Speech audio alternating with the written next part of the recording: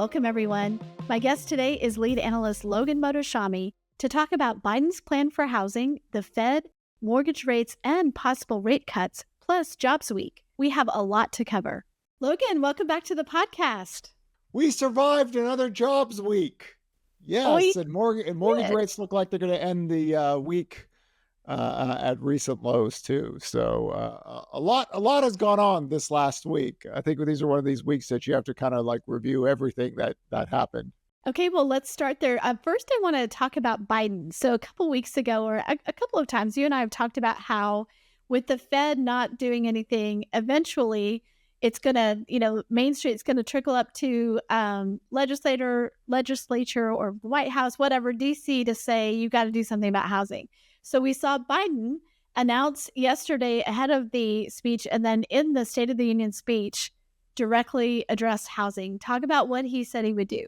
Now, when we first talked about this, we said, this is the third calendar year of not only great recession lows, but all-time lows in home sales, because if you take the population and our demographics, especially now, our demographics are good. We have a lot of people ages 30 to 39. So it starts to wear on you. It's like, here's this strong economy, and all of a sudden home sales are at the lowest levels ever. And it's like, wait a second. So we're not getting any rebound kick. Like, in 2013 and 14, when rates went higher and demand fell, eventually rates went lower, demand picked up. 2018 and 19, same thing, COVID. Here, not only was, we're in the third year of the lowest sales ever, the forward-looking data was getting negative. So eventually, right, it gets to you. And not only did President Biden have to go out there and talk about it, Jerome Powell kind of blinked as well. And so did President Daly, San Francisco Fed. So it's one thing to say inflation. We must, when it's running at 6, 7, 8, 9%. It's a whole different ballgame when you're running at 2.4 to 2.8% headline PCE and core PCE. So eventually it comes back. And neither Biden or Powell can kind of run away from this. And both have kind of done things and said things this last week that are very telling that it's finally hitting some of the nerves of people that, push some of the buttons, and they're trying to find a way to, get things started again. This doesn't mean you cut interest rates to zero, you do QE or anything, but you got to have some kind of movement to the upside. It starts to get really iffy when you go into the third and fourth years of the lowest demand in sales ever in history within any sector of the economy. So it's not shocking, but to see Biden and Powell both kind of blink at the same week was interesting at this point.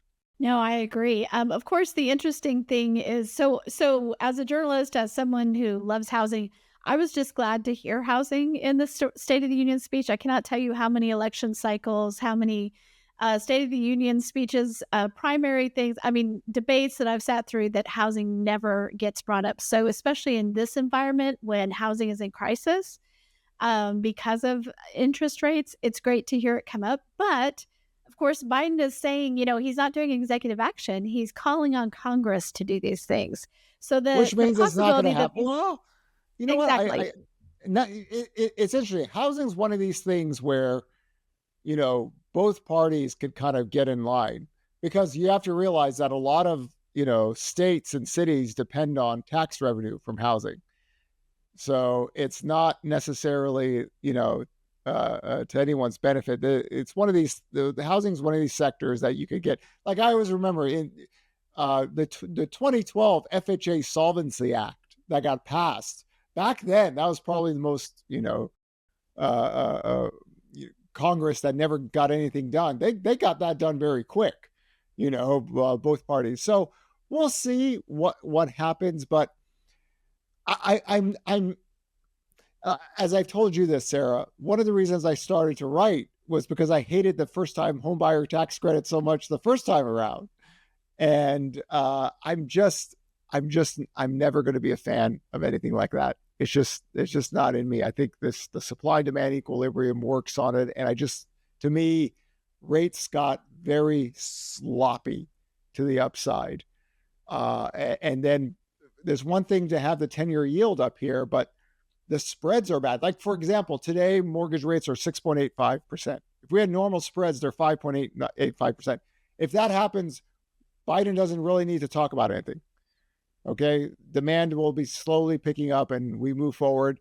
But the fact that rates are this high and the Fed just kind of didn't want to say anything about it, we're resorted to these kind of things. Now, anything that produces more supply of homes in terms of production, sign me up. I mean, we wrote that thing in 2021, right? Probably one of the more important pieces of work I've ever written in the last 13, 14 years. But, trying to get the building cycle to not revolve around economic cycles so much. Because look, we already lost the apartment boom. Apartment permits are heading lower. We're probably going to be heading to the COVID-19 lows. So anything on the production side, I'm all for. On the demand side, it's just, and one of the things I don't agree with Jerome Powell or anyone on this, they keep on saying that people don't want to give up their low mortgage rates. Well, we're still having, near 5 million total home sales a year. People do it every single week. We just don't have a lot of them because after qualified mortgage, the entire housing market dynamic shifted. We've never had a lot of people sell their homes at once or anything in that manner. We've always had that supply and demand equilibrium because mortgage rates ran from 3.25% to 5% for 10 years. And we had that consistent about roughly 6 million around their total home sales toward the end of the decade. And mortgage rates went from 3 to 8. So you're going to get hit on the demand side. You don't list your house. So I'm not a supporter of that line of thinking. I'm not a supporter of any kind of demand initiative out there. The best way to deal with housing inflation is build homes. And the best way to build homes is not just upzoning or anything like that. You got to get money into the people's hands and you got to get things going. And we're just again tied to the economic cycle on this. Thankfully, the builders are paying down mortgage rates because let me tell you, if the builders didn't do that, they're not selling as much new homes because we actually got a little glimpse of what 8% mortgage rates were doing, even to the builders. We saw that decline in new homes, and new home sales aren't that high anyway. So anything on the production side, I'm up for. Anything on the demand side, I can't support that. I can never be a supporter of anything to stimulate demand by providing a tax credit. So, Biden came at it from both ends last night. So in the address, he called for a $10,000 tax credit for both first-time home buyers and people who sell their starter homes over a 2-year period, right? And last night he broke it down to say, that's $400 a month. And in his, in what they put out, they're like basically, trying to, it reduces your mortgage rate by about 1.5% on a median price home for 2 years, right? So trying to come at that mortgage rate problem, affordability problem in a different way. And then, so that's the one that you would say, you don't need that help. That's going to make it worse. I know. I mean, I'm not a fan of that either. It was one of the things that one of the first things he announced when he was elected was a first-time homebuyer tax credit. He also said a first-generation homebuyer tax credit. And one of the things even then that people were trying to figure out in our industry is how do you do that? So do you do that at the closing table? There was down payment. There was a lot of things that he came into office talking about. None of them went anywhere, or at least those things didn't go anywhere. So, but I remember we talked about at the time, like the last thing we need is more demand, but he did talk about the supply side because, he called for the construction and renovation of more than 2 million additional homes and cost reductions for renters. So what do you think about that proposal? Do you know how many times I've heard politicians say that we're going to build a lot of homes? Really? Do you know how about 20 years?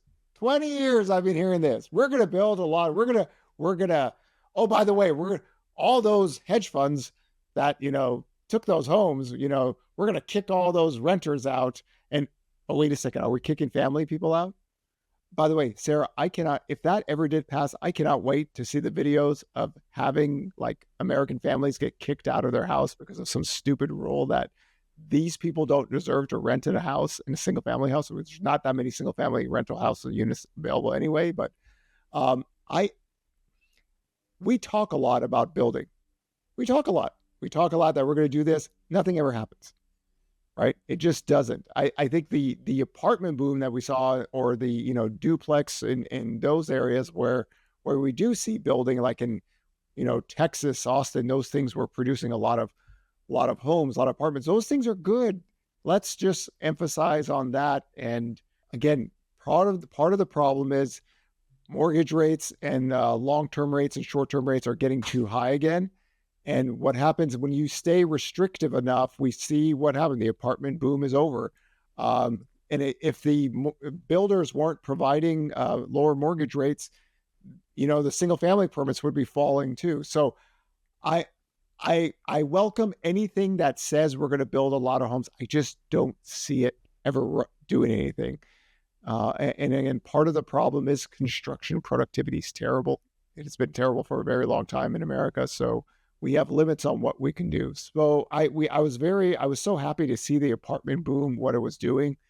And I hope we finish as many of those projects as possible.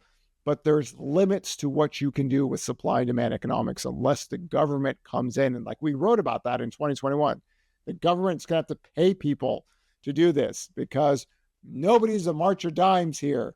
People have to make money to do this stuff. And if you take the economic cycle away, you get a little bit more production. That's why it's a shame that, rates have gone up so much so fast, because we really did have a good apartment boom. And that's a good thing. We see apartment rents coming down. Why? Supply and demand economics. Look, more supply coming up, less competition, more supply. Nobody can keep on charging. That's how you defeat inflation.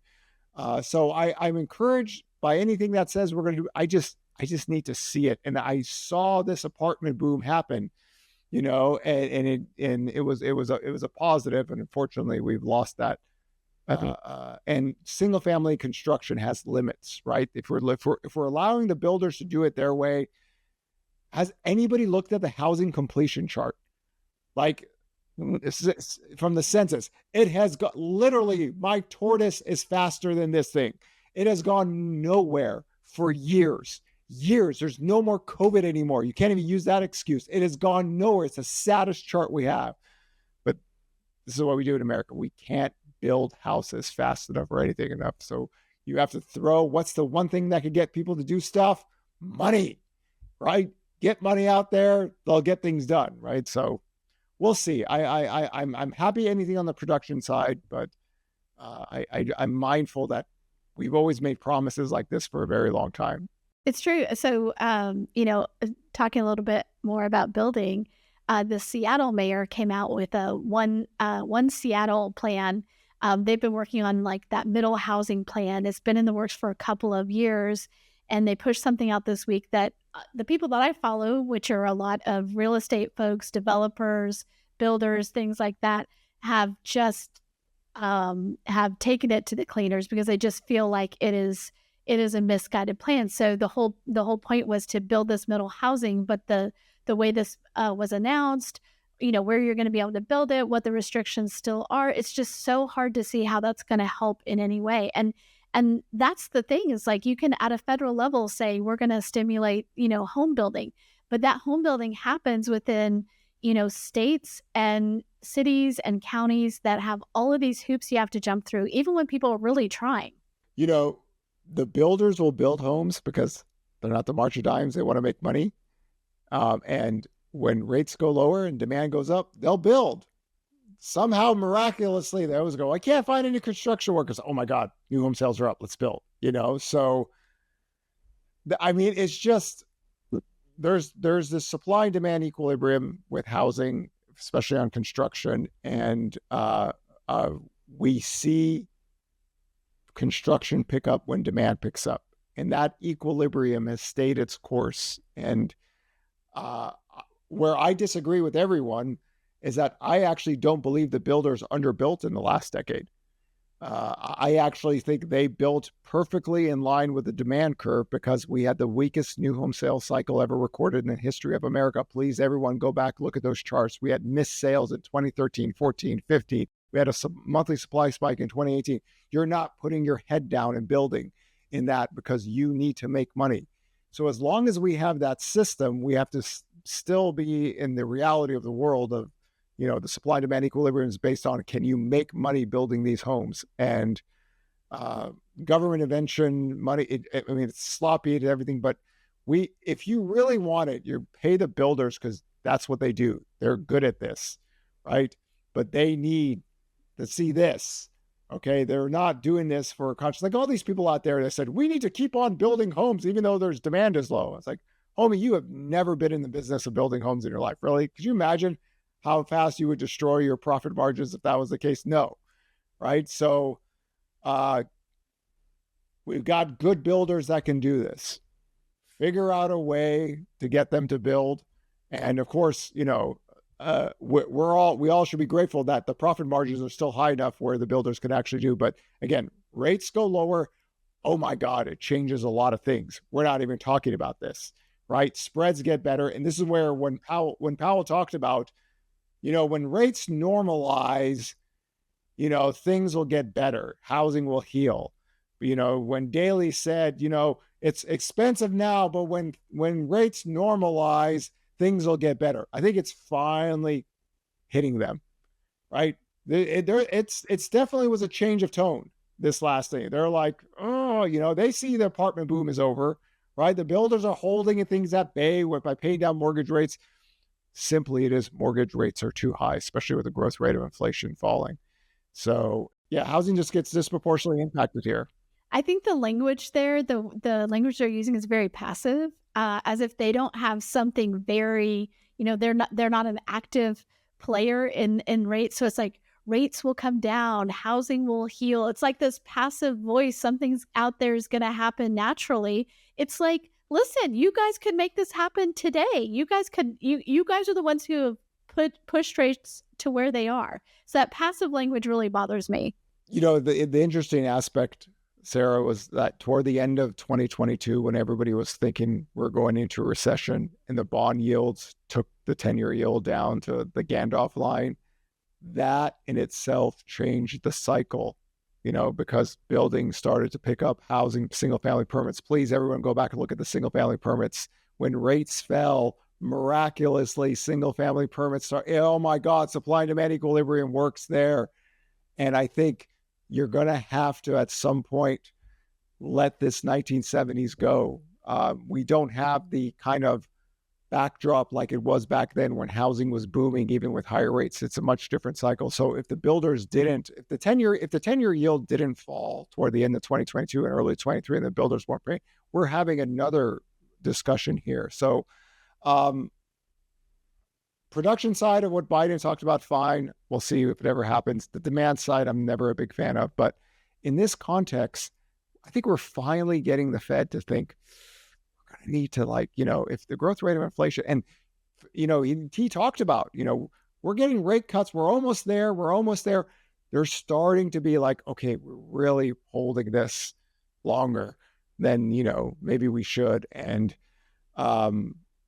it's just one of these things where housing in an economy expanding. One of the first things I wrote for HousingWire is where if housing can get hit if an economy expands higher. Here, so much of this was about the growth rate of inflation. Well, the growth rate of inflation has fallen, right? The spreads are really bad right now. There are things that can be done like this to fix the problem. You don't need Biden. You don't need any of that. But we're just not.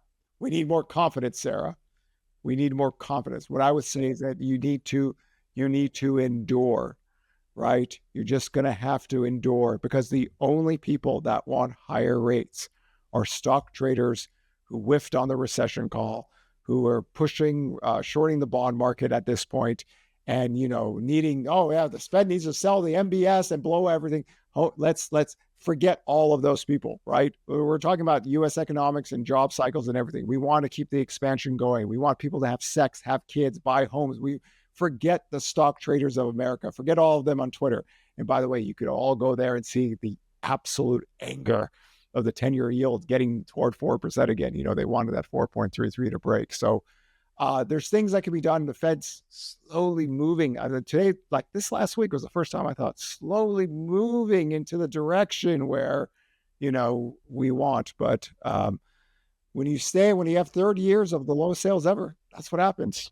Government kicks That's in. what happens. So I want to dig in on rates a little bit, because other people listening to what he said, and especially looking at jobs today, feel like, oh, well, now they're not going to be as aggressive cutting rates. So explain to us why you think Powell blinked this week and what that means for short-term mortgage rates. So when I take the labor data, and of course those labor articles I write for HousingWire goes over all my macroeconomic labor work. What I see right now is that a tight labor market is done. Job openings, quits are below 2019 level or 2020 levels. The employment cost index that the Fed says we should track is falling down as well. So we don't have a tight labor market in that sense. So the growth rate of inflation already falling so much, people naturally thought, well, mortgage rates should keep on going down. The Fed Powell's words, was very restrictive when the 10-year yield got up. They're still restrictive right now. They can cut and they'll still be restrictive. They are far from neutral. This is where Powell was trying to get people that second day in Congress to get to understand. We are not anywhere pivoting or anything to be neutral. If we cut a few times, that's just here. And I think, again, there's a group of people in this country who want the Fed to break something. They want rates to go up. They're so angry that the U.S. is in a recession that there are bond traders, stock traders. So the fact that Powell even started to use that language that, hey, listen, we can cut and we're still restrictions. We are so far from neutral. He's right. This is our talking points here. We've been saying this for months? They could cut 3 times. They're still nowhere pivoting or anything. They're still restrictive. So I think there's just this fight in the marketplaces about what's going on. Do we need the 10-year yield? No, we don't. We do not need the 10-year yield at 5%. We don't need the 10-year yield at 4.25%. We can actually have a functioning economy with housing with the 10-year yield between 3.37 and 3.80. And we don't need to do government stimulus or anything. And we just get the marketplace moving again, and we'll be okay. We'll handle that. So let's talk about the jobs week data. I know this is one of your favorite weeks because you love this data line. It's so key to your economic work. So let's talk specifically about what your expectations were and what happened. So when I do my labor economic work, and I said that we're going to get all the jobs back lost to COVID by September 2022, then we're going to have to wait to get to 157, 159 million. We're about 158, almost 158 million by itself right now. I'm expecting the job growth data to slow down even a little bit more. It hasn't happened yet. This is why I gave myself a 2 million gap in the 157 to 159 level.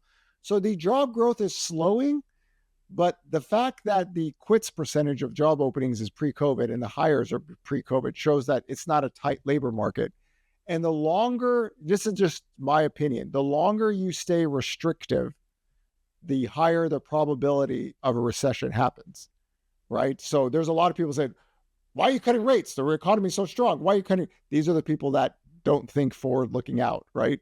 The history of economics say the longer you stay restrictive, credit card delinquencies go up, auto loan delinquencies have gone up, the apartment boom is over right now. The builders are hanging in there by paying rates. There are things in the economy that you can improve. But with rates this high, with a growth rate of inflation, and now the other thing about this cycle that's very unique, I don't think we have a lot of economic trackers that have ever had an economic cycle where nominal wage growth is so strong and the household balance sheets from homeowners look good. For renters, it's a much different story. We see the stress in the data for younger household renters, but homeowners are doing well in that stuff. So there has to be some kind of equilibrium middle where the jobs data is telling us, okay, things aren't tight and we don't stay in restrictive policy for a very long time. And this gets us to land the plane right now, because I promise you guys, I with every life that I have in my soul, nobody wants the 10-year yield between 3.37 and 3.80 that wants a recession.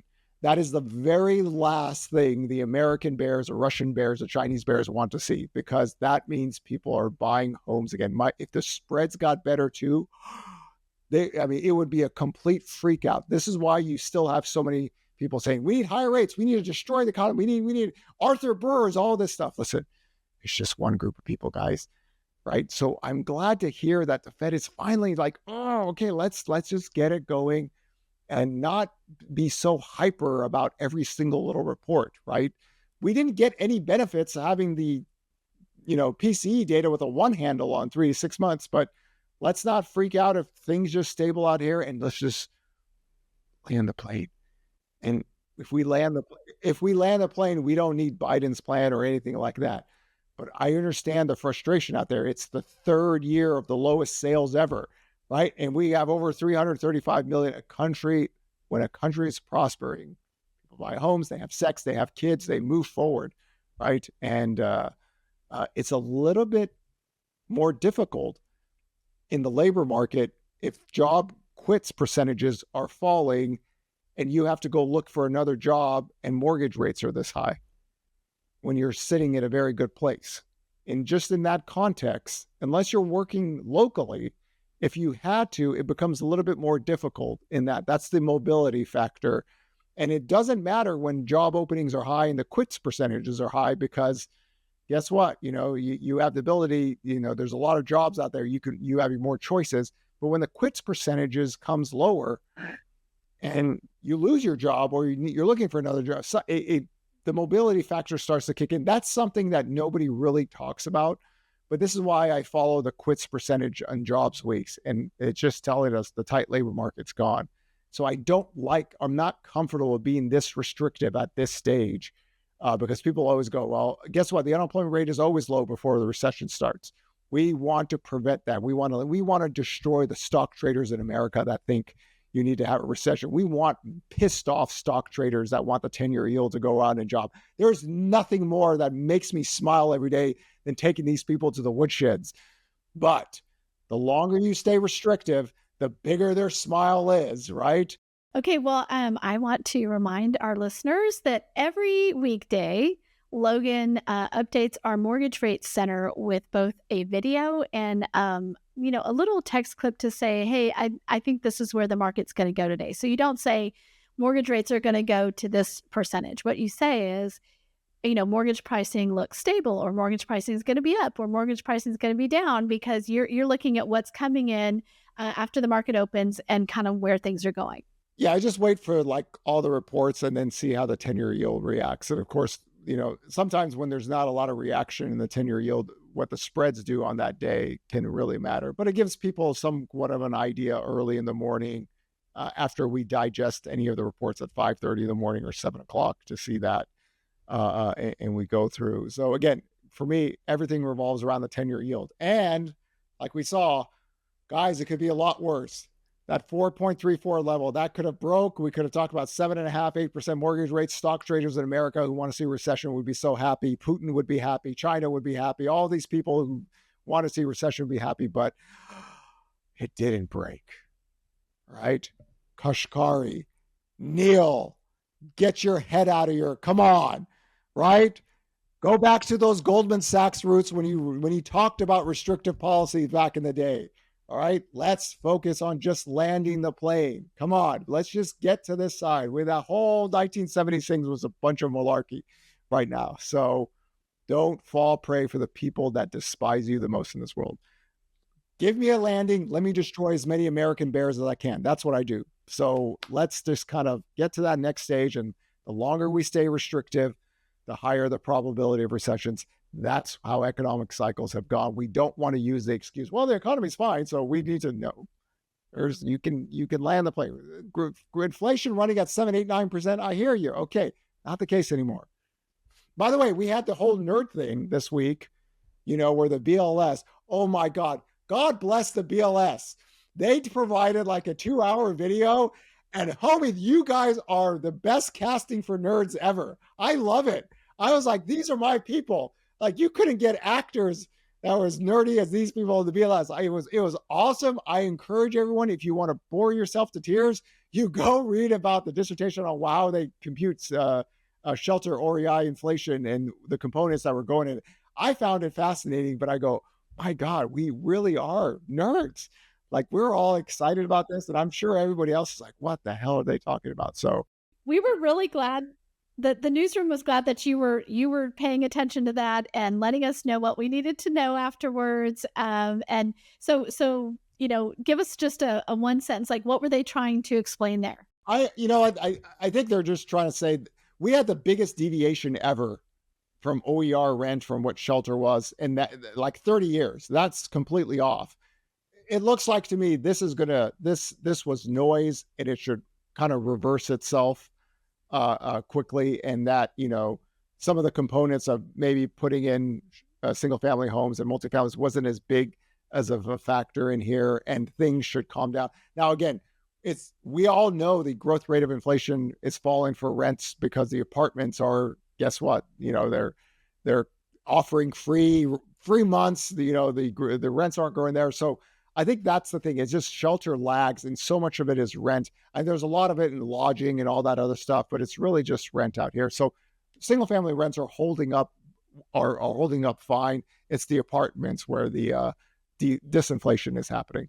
And they were trying to explain they were trying. Oh my God. God, it was beautiful, Sarah. It was so beautiful watching. We went technically, and the guy's like, I'm not going to do my equations just to make this more fluid. I was like, these are my people. So if you guys really, really, really want to know about rent inflation and the CPI index, I encourage everybody the BLS. It's about an hour and 40 minutes, and we go through and we had some really good Q&A questions. So it gives people an idea. But again, you really can't have inflation go back to the 70s unless rents take off. And it's really hard to have rents take off if wage growth doesn't take off. By the way, the wage growth spiral that all of you people were talking about, wages are going to spiral out of control. The Fed has to destroy the company. It's like 21 months, the year-over-year wage growth. And this is one of the reasons why I thought the jobs number was kind of slightly in the Goldilocks. The wage growth data was not as hot as the previous month said. So there's some things here, and we just got to get from the 70s talks. Man, that decade has been the bane and strife of everything for a very long time. Okay, well, I will note here that I did ask you to say that in one sentence, and that was a lot longer, but I appreciate all of the context. I know really think I could say anything in one sentence? Sarah Wheeler, come on now. But I'm the one who has to watch the clock, and I'm like, okay, we're out of time. We're out of time. So anyway, I appreciate all of the explanations and the insights. Again, listeners, go to housingwire.com, look up the Mortgage Rate Center. By the time this comes out, our Logan's tracker article will be out over the weekend. So Logan, thanks for joining us and giving us all of your insight. Pleasure is all mine. And to all the stock traders who want higher rates in a recession, que lástima.